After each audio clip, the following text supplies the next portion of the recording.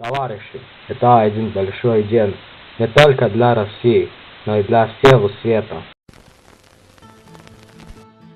The Soviet Union, the USSR, the Union of Soviet Socialist Republics, in Russian СССР, Союз Советских Социалистических Республик. Located in Eastern Europe and Asia, it consisted of today's Moldova, Estonia, Latvia, Lithuania, Ukraine, Belarus, Kazakhstan, Armenia, Georgia, Azerbaijan, Kyrgyzstan, Uzbekistan, Turkmenistan, and of course, who could forget Russia?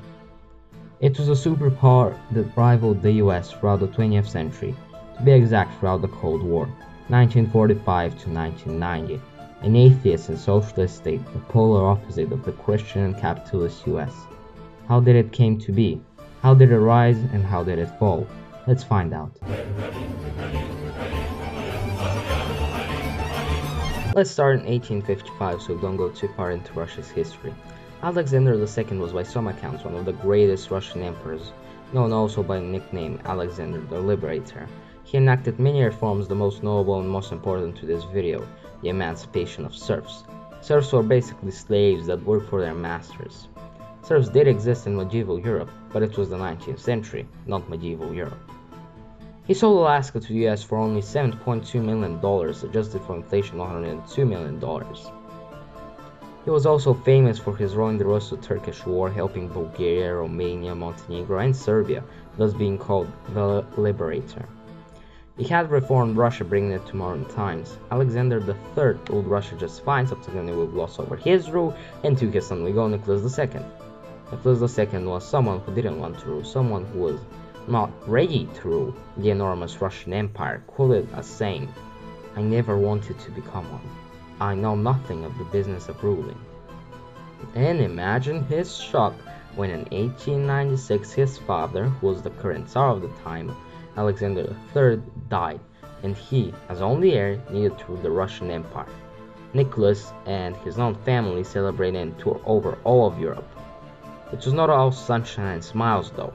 In 1905, Bloody Sunday, or in Russian Krasное Воскресенье, happened, organized by Georgy Gapon, to march on the Winter Palace, assuming Nicholas II wasn't there. It was crushed like any other revolt, of troops and shots. Death toll was 96 victims.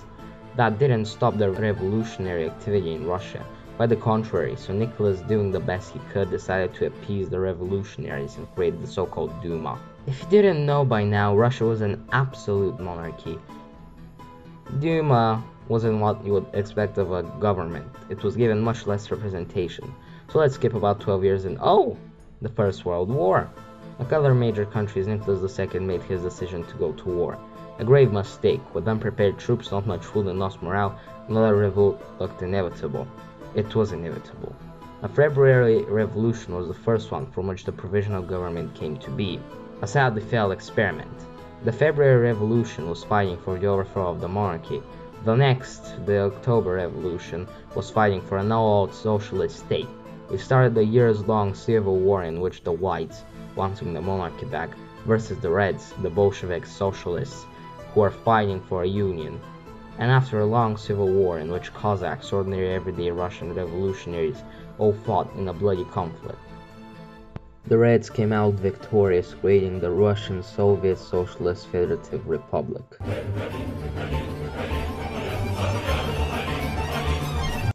As most of you might know, the first leader of the Russian Soviet Socialist Republic, which later became the USSR, was Lenin.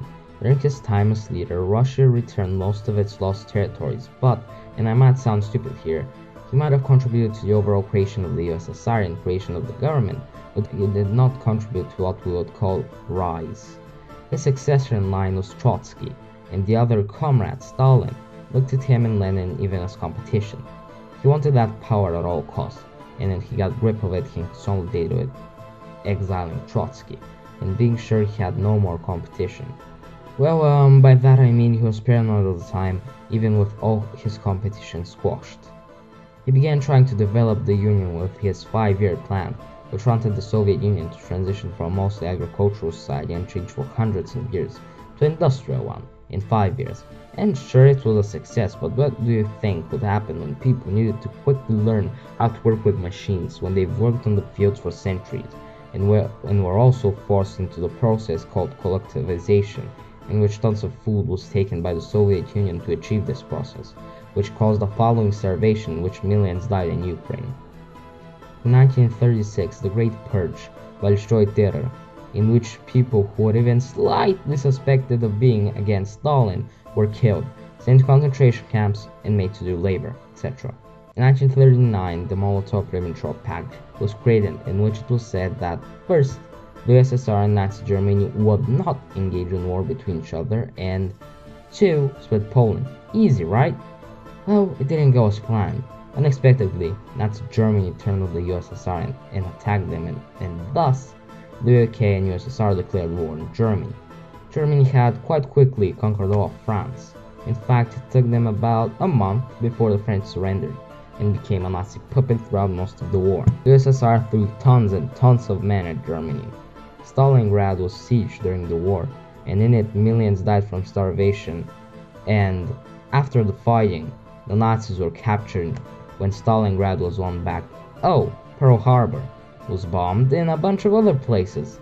Just a perfect excuse to declare war on Germany and send hundreds of thousands of Japanese people, mostly Americans with Japanese ancestry, in camps.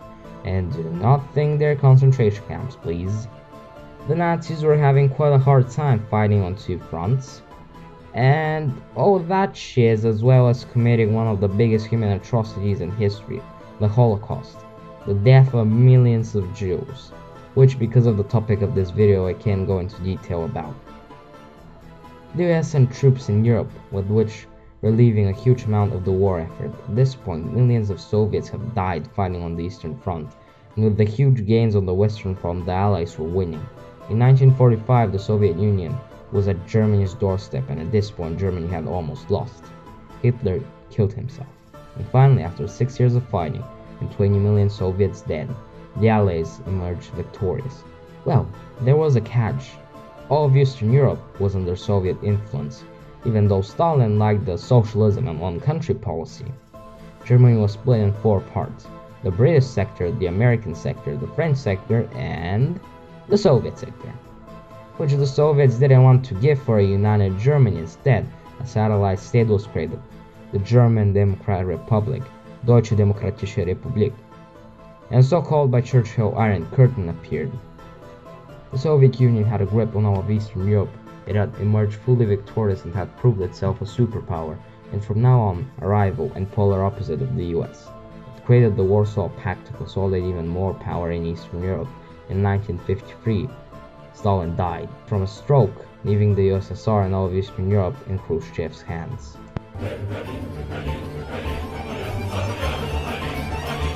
We have to gloss over a lot of leaders. I mean so much, we need to jump straight ahead to Gorbachev.